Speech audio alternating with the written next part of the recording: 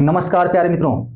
आज जो है हम लोग एलसीएम के हर एक प्रकार के अंतिम पड़ाव पर है, जिसमें कि आज जो है अंतिम दिन है। आज एलसीएम का चैप्टर समाप्त हो जाएगा। हमने आपको लगभग हर टाइप करा दिया है, फिर भी कुछ और टाइप्स आपको करवा दे रहे हैं आज। उसके बाद एलसीएम का चैप्टर समाप्त हो जाएगा, जिसको आप रिवाइज कीजिए। कहीं प्रॉब्लम हो, सिर्फ ना कि एलसीएम बल्कि हमने जो जो चैप्टर पढ़ा दिया है उसे संबंधित आप प्रश्न हमारे कमेंट बॉक्स में कमेंट करके पूछ सकते हैं, या यूट्यूब चैनल या तो फिर टेलीग्राम चैनल पर आप सवाल क्लासेस ग्रुप में जाके आप उसमें वहां पर डाल सकते हैं आपकी समस्याएं क्या हैं। हम उस प्रश्न का सॉल्यूशन वीडियो बनाकर आपको देंगे। ठीक है, चलिए देखिए एक महत्वपूर्ण बात, जीएसएससी सीजीएल आ चुका है। आप हमारे साथ जो विद्यार्थी नहीं जुड़े हैं, जो मित्र नहीं जुड़े हैं, वो जुड़ जाए। आपको जो है हम उसके अनुसार भी तैयारी करवाएंगे। ठीक है, आपको बिल्कुल फ्री, कहीं कोई चार्ज नहीं देना है। फ्री फ्री फ्री आपको जेएसएससी सीजीएल से संबंधित जितने भी मैथ्स होंगे, जो एग्जाम्स में पूछे जाएंगे, वही तैयारी हम करवा रहे हैं। वो सारे के सारे प्रश्न यहीं से आने वाले हैं, कहीं से नहीं जाने वाले हैं। ठीक है, तैयारी क्या होता है, आपका फोकस क्या है, वही आपका तैयारी है। ठीक है, इसलिए हमारे साथ जुड़ें और सफलता प्राप्त करें। ठीक है, चलिए आगे बढ़ते हैं।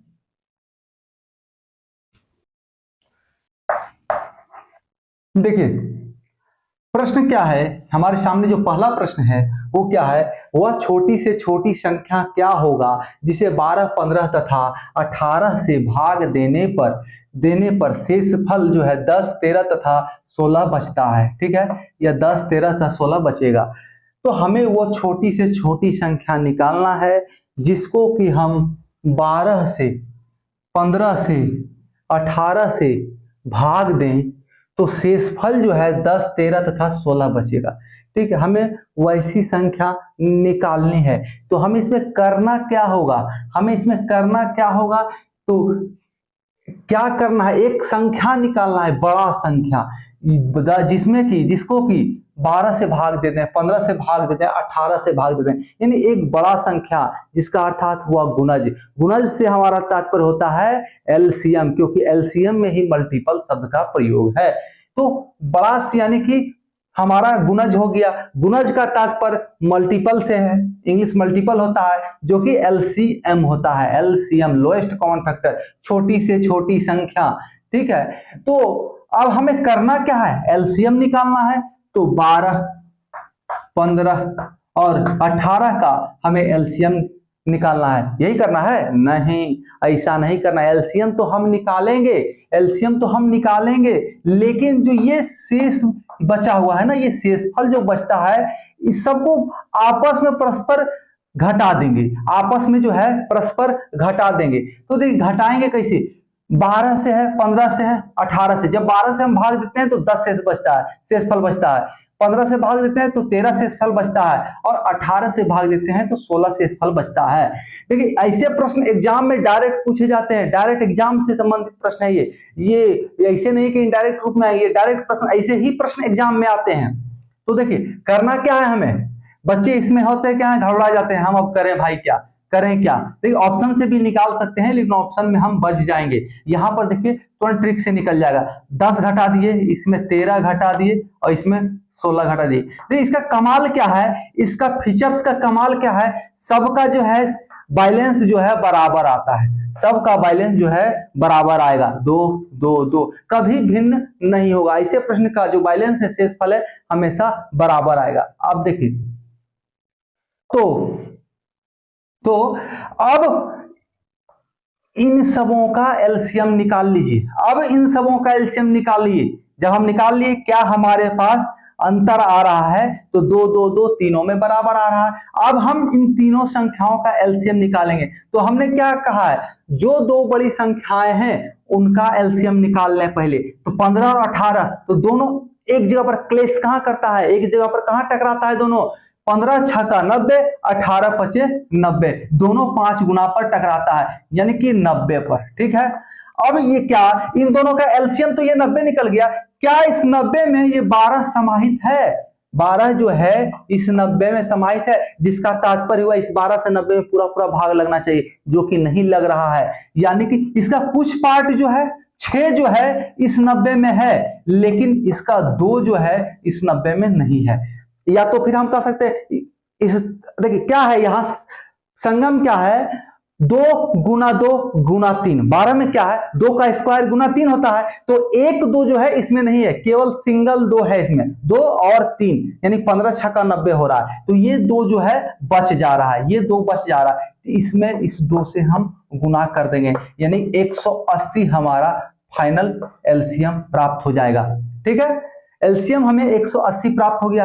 अब क्या करना है, इस 180 में ये जो बैलेंस बचा है, ये जो बैलेंस बचा है 2, इसको घटा देना है 2, तो 178 ही हमारा आंसर हो जाएगा। ठीक है, कहीं कोई कंफ्यूजन नहीं होना, देखिए आप 178 आपका आंसर होगा, तुरंत सॉल्व होने वाला है। देखिए इतना करने की आवश्यकता नहीं है एग्जाम्स में इतना करना नहीं, प्रोसेस फॉलो नहीं करना, लेंदी नहीं करना है। ये यहां से देखिए 12 में से 10 गया 2, 15 में से 13 गया 2, 18 में से 16 गया 2 शेषफल आ गया।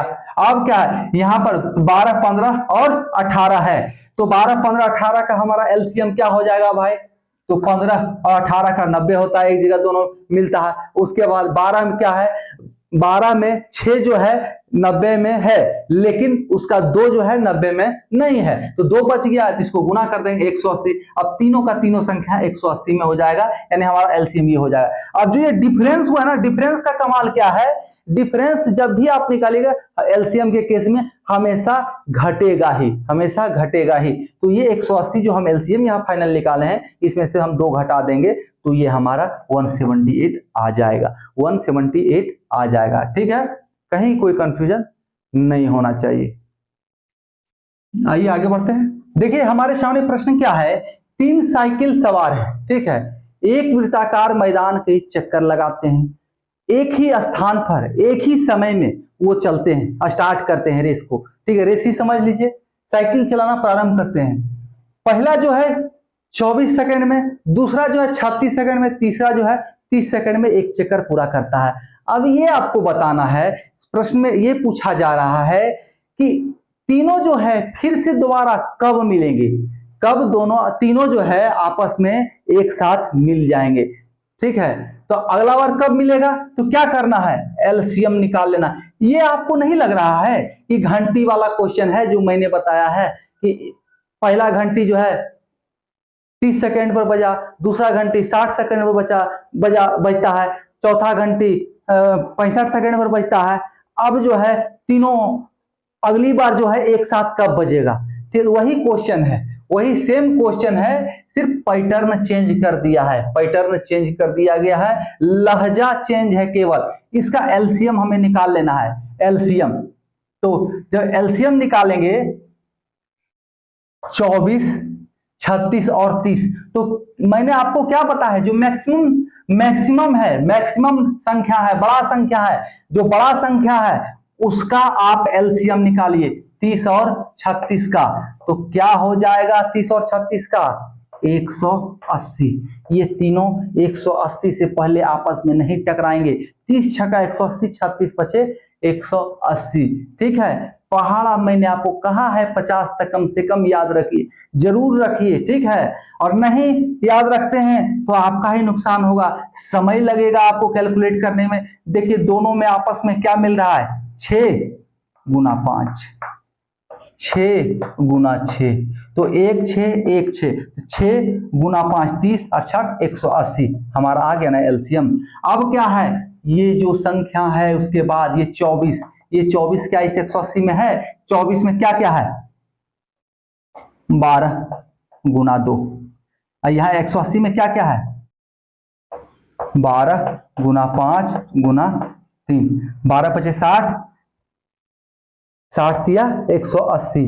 ठीक है, तो ये 12 तो इसमें है, लेकिन ये 2 नहीं है, ये 2 नहीं है, तो हमारा एलसीएम क्या हो जाएगा 360, क्योंकि ये इस 2 को इस 180 में गुना कर देंगे, इस 2 को 180 में गुना कर देंगे तो ये 360 हो जाएगा, और 360 का तात्पर्य है 6 मिनट, 6 मिनट। हम इसको 360 सेकेंड कहें या 6 मिनट कहें, बराबर है, यानी कि 6 मिनट बाद 360 सेकंड बाद ये सभी जो है तीनों साइकिल सवार एक ही स्थान पर आपस में मिलेंगे। ठीक है, चलिए अगला देखते हैं। देखिए इसी को अगला क्वेश्चन हम बना लेते हैं। 30 मिनट में ये कितनी बार मिलेंगे, कितनी बार आपस में मिलेंगे। चलिए यही हमारा क्वेश्चन हो गया, 30 मिनट में ये कितनी बार आपस में मिलेंगे। ऐसा भी क्वेश्चन हो सकता है, पूछ दिया कि चला भाई इतना बार, अगला बार कितना समय मिलेगा, लेकिन वो ना पूछ के ये पूछ दे 30 मिनट में जो है ये कितनी बार आपस में मिलेंगे। तो जब ये 6 मिनट में एक बार आपस में मिलता है तो 5 से गुना कर देंगे, 30 मिनट को 6 से भाग दे देंगे तो कितना बार, 5 बार में, या इसमें 5 से गुना कर देंगे, इसमें उतना तक गुना करते रहेंगे जब तक कि 30 नहीं आ जाए, तो 5 बार गुना करेंगे तो 30 मिनट यानी 5 बार आपस में मिलेंगे, 5 बार। 6 मिनट में एक बार मिलता है ना जी, तो 30 मिनट के बार मिलेगा, 5 बार मिलेगा ना, वही हमारा आंसर हो गया, वही हमारा आंसर हो गया। क्वेश्चन कुछ और हम यहाँ पर शब्दों का प्रयोग कर लेते, उसके बाद पूछते, उससे अच्छा है कि इसी में हम आपको सॉल्व करके ये बता दिए। ठीक है, कहीं कोई कंफ्यूजन नहीं होना चाहिए। अब एक क्वेश्चन मैं आपको दे रहा हूं, उसे आप बनाइए। ठीक है, और अगर नहीं बनता है तो कमेंट करें, हम आपको उसका सॉल्यूशन जरूर देंगे। देखिए प्रश्न हमारे सामने क्या है, पशु चारकों की, जो पशु चराते हैं उनकी एक टोली है, वो पशुओं को चराने के लिए आ रहे थे। उनके पास गधे हैं 105, गाय है 140, बकरी है 175, इनको पार कराना है। अब ये आप मत कह दीजिए कि क्या वो चारक नहीं जाएंगे, अरे जाएंगे, वो तैर के जाएंगे, तब आपको से मतलब, इनको पार कराना है, तैर नहीं सकते ना, डूब जाएंगे, है कि नहीं। तो अब देखिए कह क्या रहा है प्रश्न में, नाव से सभी को इस पार से उस पार नदी को ले जाने। देखिए बड़ा ऐसा नाव बना है, बड़ा ऐसा नाव है, ठीक है, ये नाव है, इससे नदी के उस पार करना है। तो नाविक क्या कहता है कि नाविक कहता है एक बार में एक प्रकार का पशु जाएगा। अगर एक बार में हम गाय को बैठाते हैं तो सिर्फ गाय को बैठाएंगे, गधा को बैठा रहे सिर्फ गधा को, ये नहीं कि दुगो इसको, दुगो इसको, दुगो इसको करके, एक बार में एक ही प्रकार का। और क्या कहता है कि हर एक बार, प्रत्येक बार समान संख्या में हम ले जाएंगे, प्रत्येक बार एक ही क्वांटिटी में, मतलब कि अगर एक बार 10 को ले जा रहे हैं हर बार हम 10 ही के संख्या में जानवरों को इस पार से उस पार करवाएंगे, यानी हमारे नाव का कैपेसिटी यही है। तो आपको ये बताना है कि प्रत्येक बार में नाव के द्वारा कितना जानवर को इस साइड से उस साइड ले आया जा रहा है। मतलब कि कहने का तात्पर्य यह है कि नाव का क्षमता क्या है, ठीक है, पशुओं को ले जाने का। अब इसको आपको हल करना है, आप अपने घरों में इसको हल करें। आप हमारे साथ इतने समय तक हमें झेलने के लिए बने रहे, इसके लिए आपका धन्यवाद।